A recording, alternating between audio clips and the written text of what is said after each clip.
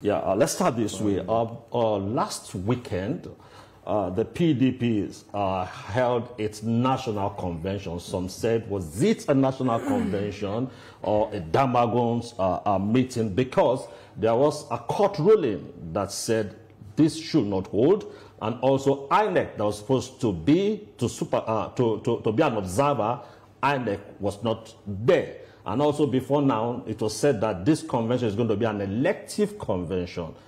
Somebody bought form, another one took the party to court because there was going to be an elective convention. But at the end of the day, Damagum was ratified as a substantive national chairman. Now, help us understand what played out in Ibadan. Was it a convention or what? You know, the problem I have here is the level and amount of misinformation you have. I'll take it from the last statement you made. Damagum was not ratified as the national chairman. Tenumu Kabiru Turaki, SAN, was voted by 1,500 votes, or 500 and something votes, as the substantive national chairman of the PDP. Okay. It was not a Damagum convention, it was a PDP convention. The courts in Oyo State, Oyo State High Court, gave an order on Friday afternoon, which is the last judicial pronouncement. It's a particular sort of judicial term we call last in time. And that was the last in time pronouncement of the courts. Whether it was right, it was wrong, the only way you can overturn the pronouncement of a judge that has hit his gavel is to go to a higher, is either to go back to that judge to appeal or go to a higher court. And until that is done, you cannot suo motu, not obey that order. And the order was for the PDP to have its convention on the 15th and 16th as had been decided by the 108 NEC, which I have sent the notice that was signed at that NEC and sent to INEC. Now, the Electoral Act, in saying INEC should monitor or observe party activities such as elective conventions, does not use the word shall. It says may. So it's not a fastidious rule. What the Electoral Act says is a must are the due notices that must be issued, some 21 days, some 30 days, to give whatever body that notification should it want to monitor that. But even in monitoring, INEC has no powers to determine what happens in a political party. Even the courts, the Supreme Court has held severally that it will not, as a matter of principle and of law, delve into political party activities. It is unfortunate that some characters have decided, as their own contribution to the ruling party's sustenance in government, to foment all sorts of terrible things on the PDP. But I'll say something. It's always important for us to realize that every democratic practice has norms, it has requirements, it has things that make that democracy enduring. Right. Our Fourth Republic has been the longest so far in our democratic experience in saying we want to practice governance through the democratic process. And that's because we've had a transition from opposition to ruling party, which happened at the federal level, at the highest level presidency in 2015, when Jonathan made that phone call. That's the highest level of democratic practice. And that was a PDP president All right, Mr. Anthony, let's come back to the convention and the outcomes. The PDP expelled some of its members, which includes Wike, Ayodele Fayose, and the rest of them.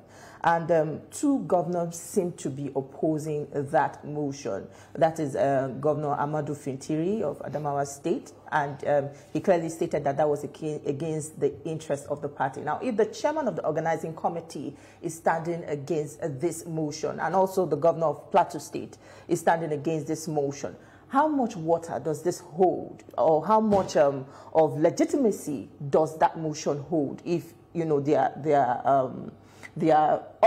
opinion is not considered? So let me give you an analogy. And I thought about it this morning, and I needed to break this down for you and for Nigerians, exactly what is happening. Take PDP as the head of a family, or what carries a family, and it is sick, it has a cancer, and it needed to exercise some parts of that cancer.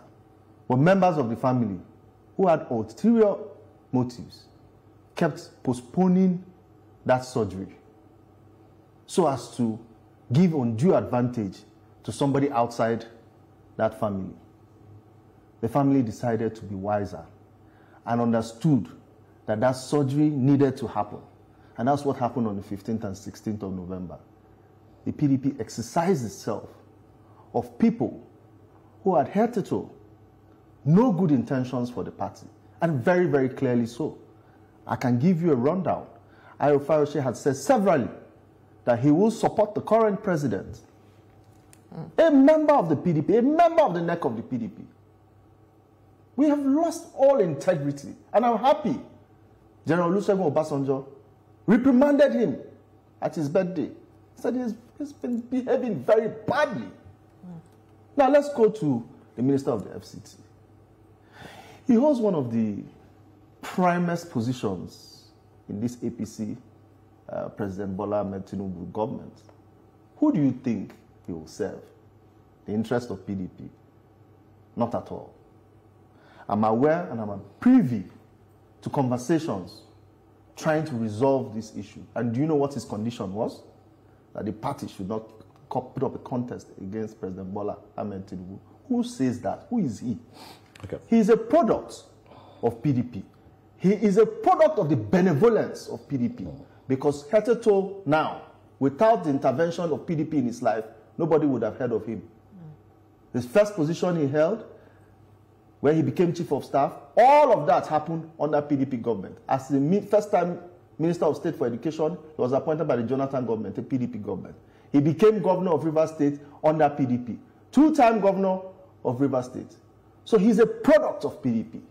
Okay, let's take our minds back a bit. According to Wike, yes, he said when the appointment came that he notified the acting national chairman, then Damagun, and that the party gave him the go-ahead to pick that appointment. Now, where I'm coming to is that there was a time in the history of your party that the national chairman had an agreement with Wike, especially when the issue in Rivers State played out and the lawmakers were to be sanctioned.